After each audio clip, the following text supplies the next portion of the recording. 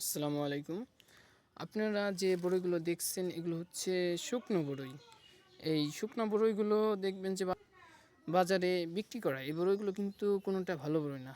দেখেন এগুলো আছে প্রকৃতি খাওয়া বড়ই, পচা বড়ই, সুইটা হয়ে গেছে সেই বড়ইগুলো।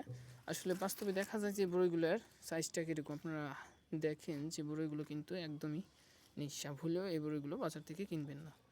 কিনলে একবারে চাষি থেকে কিনবেন, চাষি পর্যায়ে। দেখেন এগুলো পচা গেছে, ছত্রাকে আক্রান্ত, সেই বড়িগুলো কিন্তু আনা হয়েছে।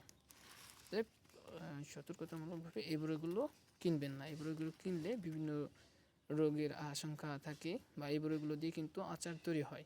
অতএব আমার সাজেস্ট অনুযায়ী এই বড়িগুলো আপনারা বাজার থেকে কিনবেন না। বা বড়ির যে আচারগুলো তৈরি হয় সেগুলো কিন্তু এই বড়িগুলো দিয়েই তৈরি হয়। দেখেন এই বড়িটা দেখেন একবারে পচে গেছে। তারপরে এই বড়িটা দেখেন প্রকৃতি খাওয়া। এই বড়িগুলো দেখেন অধিকাংশ এই বড়িগুলো কিন্তু আচারের জন্য প্রক্রিয়াকরণ করা হচ্ছে।